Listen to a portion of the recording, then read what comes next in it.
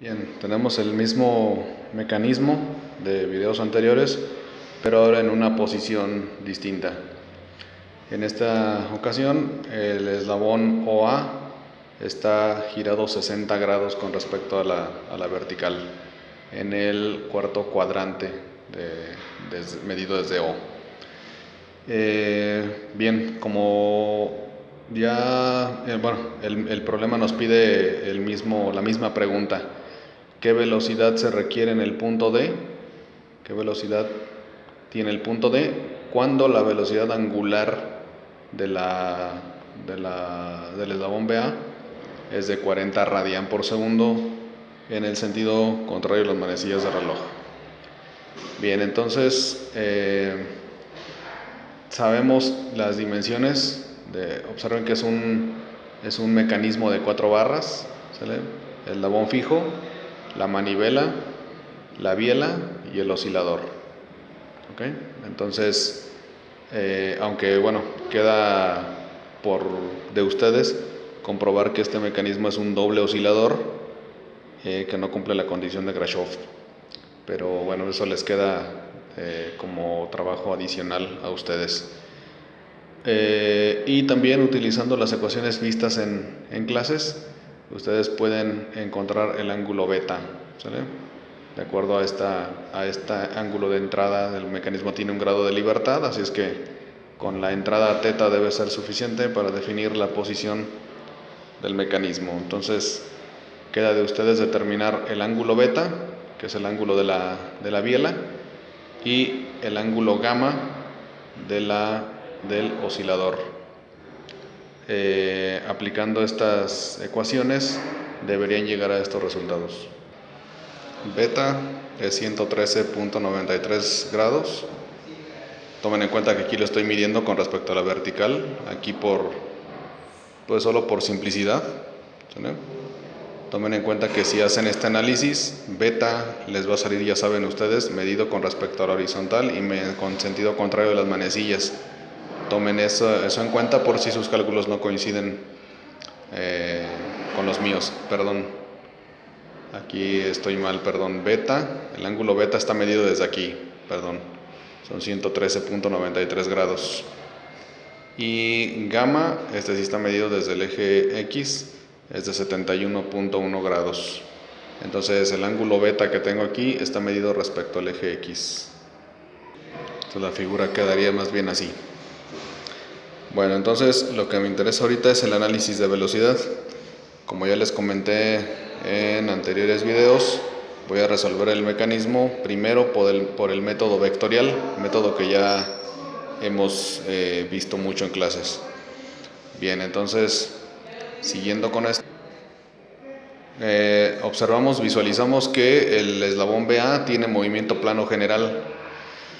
Así que entonces vamos a escribir una ecuación de velocidad relativa entre los puntos A y B, que son los que conectan con los otros eslabones. Por eso son los que tomamos en cuenta, a pesar de que nos estén preguntando por D.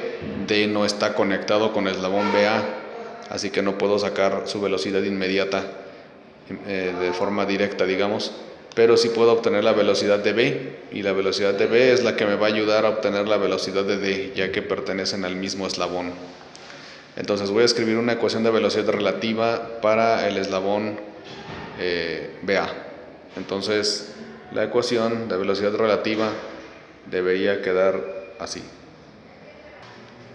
La velocidad de B debe ser igual a la velocidad de A más la velocidad de B relativa a A.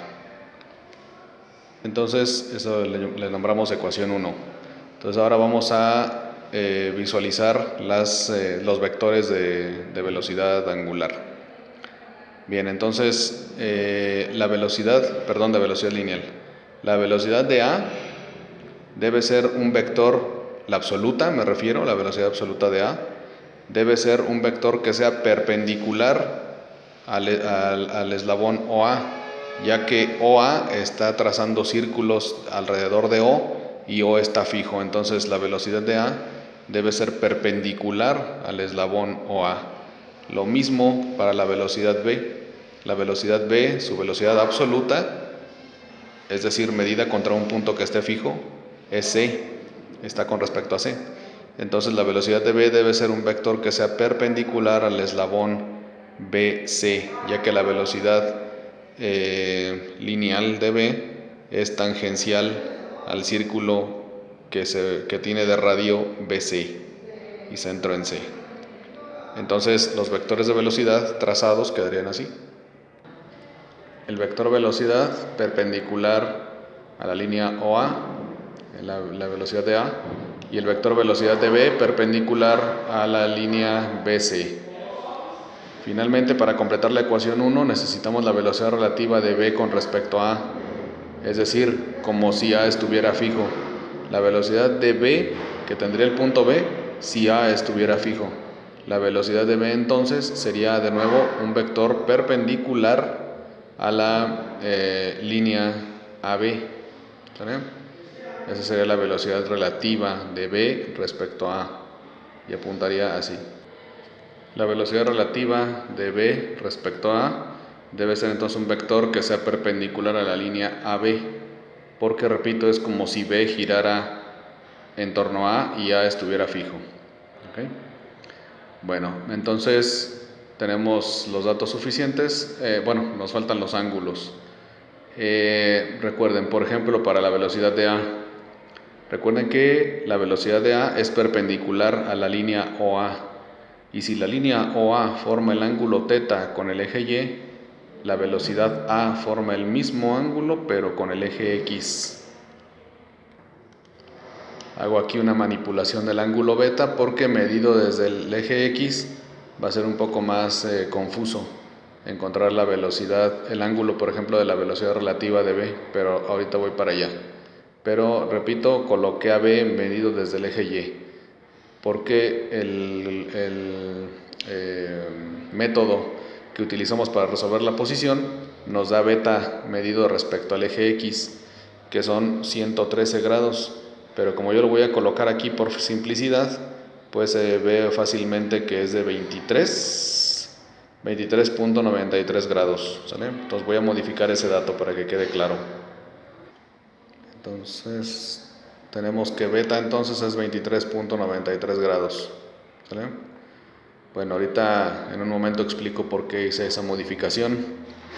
Luego, la velocidad de B es una línea perpendicular, es un vector perpendicular a la línea BC, y como BC forma un ángulo gamma con respecto al eje X, la velocidad de B formará el mismo ángulo gamma pero medido desde Y. Medido desde Y. Y de la misma manera, la velocidad relativa de B con respecto a A, si el eslabón es perpendicular al eslabón BA y si el eslabón BA forma un ángulo beta con el eje Y, la velocidad forma el mismo ángulo beta pero con respecto al eje X. Observen aquí la modificación que hice. Como beta estaba medido respecto al eje X hasta acá, sería a veces confuso colocar ese ángulo beta acá, pero medido desde Y. ¿Sale? Entonces, para evitar esa confusión, mejor medía beta con su ángulo agudo, ¿de acuerdo?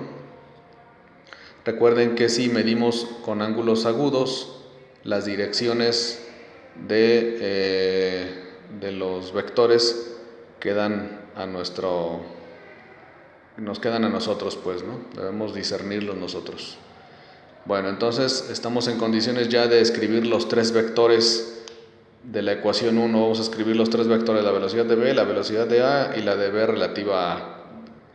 La velocidad de B, voy a escribir primero la de B, va a ser la velocidad de esta velocidad, y ya saben ustedes que como está en rotación fija con respecto a C, la velocidad es omega por R, la velocidad angular que tenga CD multiplicada por la distancia, en este caso CB, perdón. ¿Sale? Entonces, y descomponiendo el vector con gamma, lo escribiríamos de esta manera. Lo escribo de forma un poco diferente a lo que vimos en clases, ¿sale? No sé si esto les sea más fácil a ustedes. La velocidad B, la magnitud, como acabo de mencionar, es la velocidad angular de BC por la distancia B. Perdón, aquí hay que ponerle B, ¿verdad? Por la distancia B. Entonces la velocidad, la magnitud de la velocidad es omega, la velocidad angular CB por la distancia B, ¿sale? Y luego escribimos simplemente su vector unitario, o la dirección, o coseno director también le llaman, que sería coseno de gamma en la dirección Y, perdón, estoy mal aquí, es seno, ¿verdad? Es seno de gamma, ¿sale? La componente X está aquí, entonces sería seno de gamma en Y y coseno de gamma en J, aquí lo puse al revés. Menos seno de gamma en Y, coseno de gamma en J. Menos seno de gamma en la dirección Y, coseno de gamma en la dirección J, positivo. ¿Sale? En esta serie de videos trato de darles algunos tips, entonces por eso es que lo hago de formas diferentes a como lo vimos en clases, a ver si de esta manera les funciona mejor, ¿okay? O cometen menos errores porque sus errores fueron más algebraicos. Luego escribimos el vector velocidad de A. La velocidad de A, lo pueden ver aquí, ya saben ustedes, la magnitud va a ser la velocidad angular omega OA, ¿sale? Por A, ¿sale? Esa va a ser la magnitud de la velocidad de A. La magnitud es omega AB por la distancia, por el radio A, y por su vector unitario. El vector unitario sería coseno de teta en la dirección Y, coseno de teta en Y, seno de teta en J. Ambos positivos, están en el primer cuadrante. Mientras que la velocidad relativa AB tiene como magnitud la velocidad angular omega AB por la distancia de A a B, que es L, ¿sale? Está entre paréntesis, esta distancia la habíamos calculado en el ejemplo anterior, que es el mismo mecanismo pero en otra posición. Entonces la velocidad, perdón, aquí tenía un error, la velocidad de A es omega OA por la distancia A, ¿sale?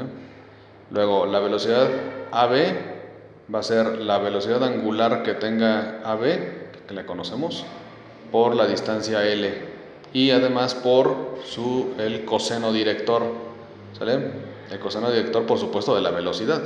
Este sería coseno de beta, coseno de beta en Y, seno de gamma en J. Los dos positivos, apunta hacia el primer cuadrante.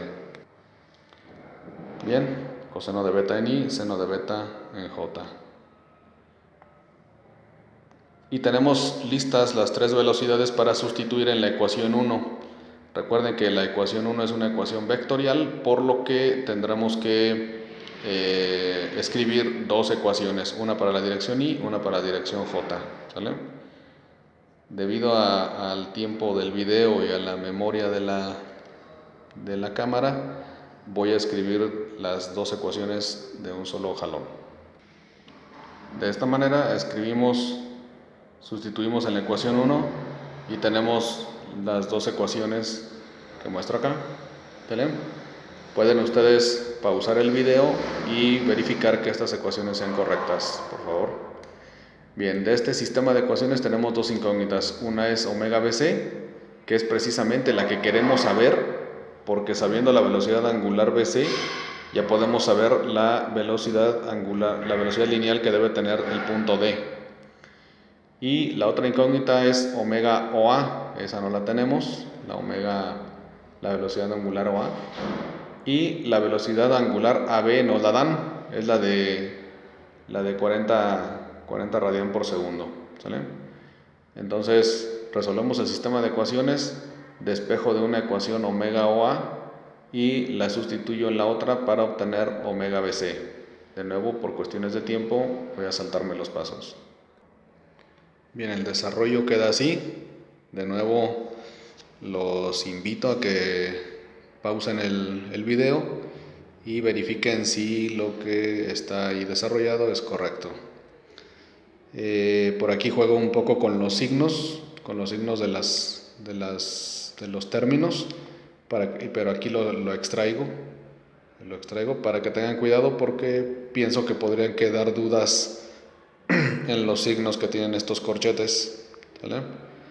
pero bueno, tómenlo con calma, pausen el video, verifiquen que esto es correcto. Entonces la velocidad angular BC queda, de acuerdo a este desarrollo, queda con esta expresión. Sustituyéndole los valores, tenemos lo siguiente. Al hacer las operaciones me queda que la velocidad es menos 40.32 radian por segundo. ¿Será? Recuerden que el signo menos lo que indica es solamente que hicimos la suposición incorrecta de la velocidad.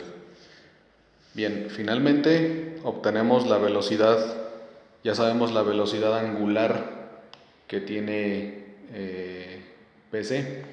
Como el punto D pertenece a ese eslabón y todo el eslabón tiene la misma velocidad angular, entonces la velocidad del punto D debe ser simplemente la velocidad angular omega BC por la distancia BC. Haciendo la operación, la velocidad de D debe ser, como dije, la velocidad angular BC, multiplicada por la distancia de D hasta C, que es B más C. ¿Bien? Esto es 40.32 más 150 por 150 más 75, convirtiendo a milímetros, y no se alcanza a apreciar. Convirtiendo a milímetros, tenemos que la velocidad es 9.072 metros por segundo. Bien, voy a resolver, espero que más o menos haya quedado claro. Por lo que vi en sus exámenes, creo que sí está claro. Los problemas casi siempre son algebraicos. Voy a resolver en el siguiente video, voy a resolver otra vez este mismo mecanismo, en la misma posición y todo, pero utilizando ahora otro método, el de centros instantáneos de velocidad.